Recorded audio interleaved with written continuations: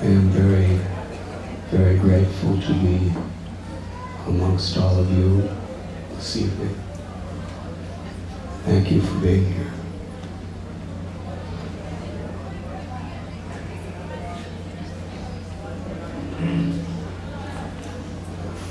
This morning I was driving with Shruti Dharma Prabhu and Pranabandhu Prabhu from the airport. And they told me that they are taking a group of devotees on a tour of South India in January.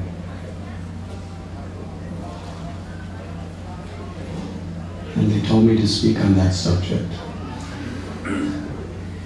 So I'm not prepared, but with your blessings, I will try to speak something on that subject.